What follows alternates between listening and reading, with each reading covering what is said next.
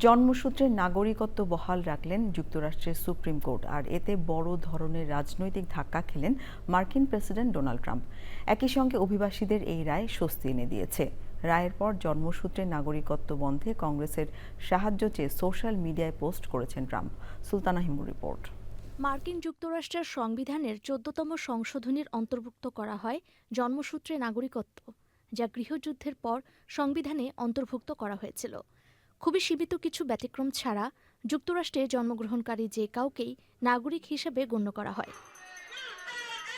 তবে দ্বিতীয়বার প্রেসিডেন্ট হিসেবে দায়িত্ব নেওয়ার প্রথম দিনে জন্মসূত্রে নাগরিকত্বে বিধান বাতিলের পদক্ষেপ নিয়ে নির্বাহী আদেশে স্বাক্ষর করেছিলেন প্রেসিডেন্ট ডোনাল্ড ট্রাম্প। আদেশে বলা হয়, যুক্তরাষ্ট্রে বসবাসরত অভিবাসী কিংবা সাময়িক ভিসায় থাকা বিদেশিদের সন্তানরা জন্মসূত্রে মার্কিন নাগরিকত্ব পাবে না।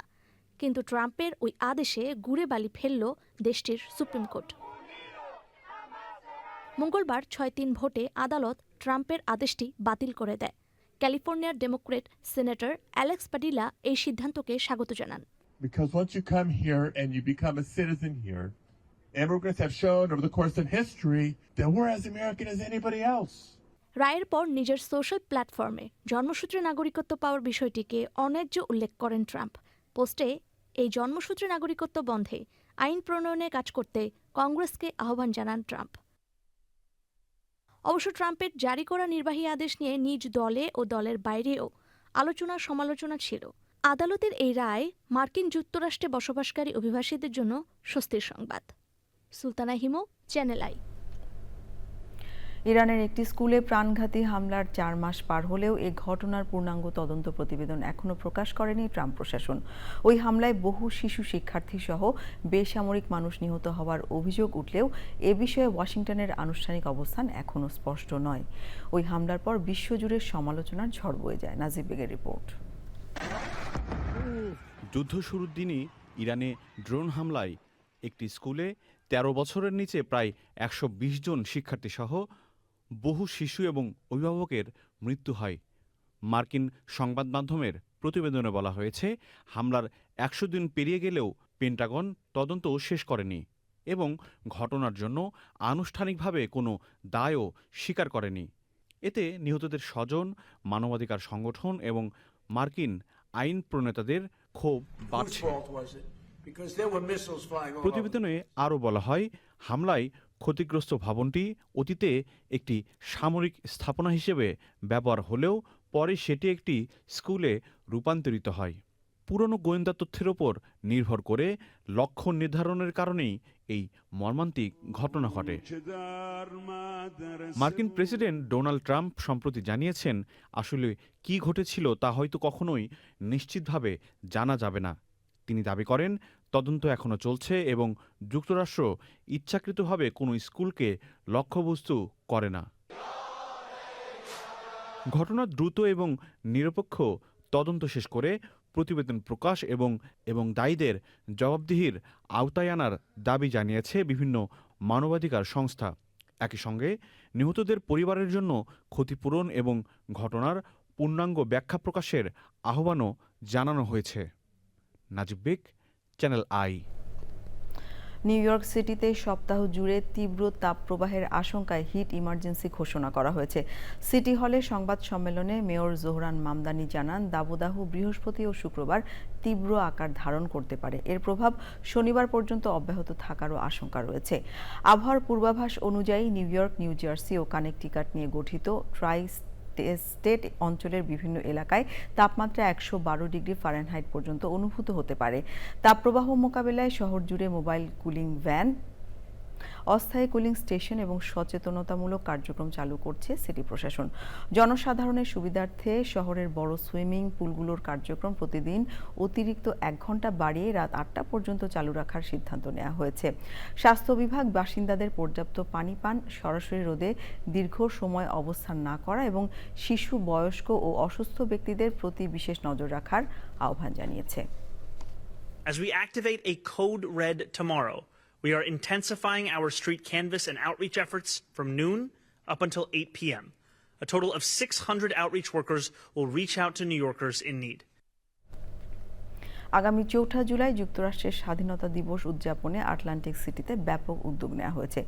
দিনব্যাপী বিভিন্ন আনন্দ আয়োজনের মধ্যে রয়েছে ব্যক্তিগত, পারিবারিক ও সাংগঠনিক উদ্যোগে আতশবাজি পোড়ানো, ড্রোন শো, আলোকসজ্জা, বারবিকিউ পার্টি, ব্লক পার্টি, সঙ্গীত অনুষ্ঠান।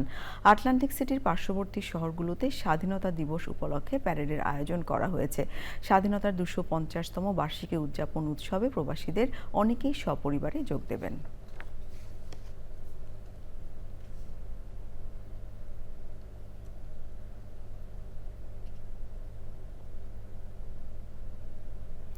2025 সালে ক্রিপ্টোকারেন্সি সংশ্লিষ্ট ব্যবসায়িক লেনদেন থেকে $100 কোটির বেশি আয় করেছেন মার্কিন প্রেসিডেন্ট ডোনাল্ড ট্রাম্প।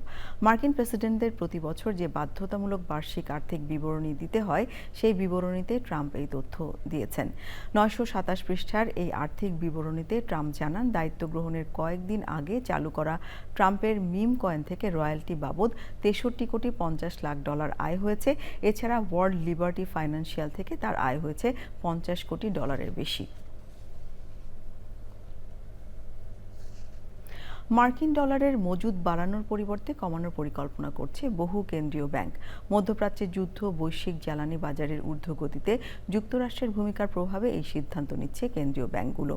লন্ডন ভিত্তিক গবেষণা সংস্থা official monetary and financial institutions ফোরামের জরিপে উঠে এসেছে এই তথ্য। মার্চ থেকে মে মাসের মধ্যে পরিচালিত এই জরিপে বিশ্বের ৭৪টি কেন্দ্রীয় ব্যাংকের মতামত অন্তর্ভুক্ত করা হয়। যুক্তরাষ্ট্রের পেনসিলভেনিয়ায় বার্ষিক বনভোজন করেছে Chittagong association of PA-USA cap. প্রবাসে বাংলাদেশি কমিউনিটি ও নিজ জেলার মানুষের মাঝে যোগাযোগ বাড়াতে এই আয়োজন বলে জানিয়েছেন আয়োজকেরা। রাশেদ আহমেদের তথ্য ও ভিডিও চিত্রে ডেস্ক রিপোর্ট। পেনসিলভেনিয়ার পিস ভ্যালি পার্কের দিনব্যাপী বনভোজন হয়ে ওঠে একখণ্ড চট্টগ্রাম। সংগঠনটির প্রথম আয়োজনে আশেপাশের স্টেট থেকেও যোগ দেন চট্টগ্রাম অ্যাসোসিয়েশন অব PA-USA ক্যাপের সদস্যরা। বিভিন্ন ধরনের খেলা আর নানা আয়োজনে অংশ নেন সংগঠনের সদস্য, তাদের পরিবার ও শিশুরা।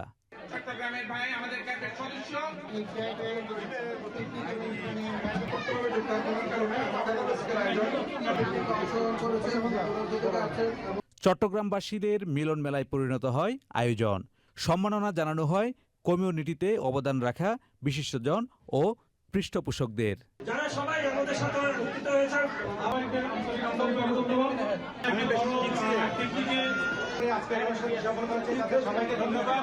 রেফেল ড্রতে আকর্ষণীয় পুরস্কার দেওয়া হয়। Central desk, channel I. New জার্সির ডেমোক্র্যাট সদস্য ও সাংবাদিক নেতা সুব্রত চৌধুরী ডেভলিন মেমোরিয়াল অ্যাওয়ার্ডে ভূষিত হয়েছেন। আটলান্টিক কাউন্টি ডেমোক্রেটিক কমিটির পুনর্গঠন অনুষ্ঠানে তাকে এই পুরস্কার দেয়া হয়।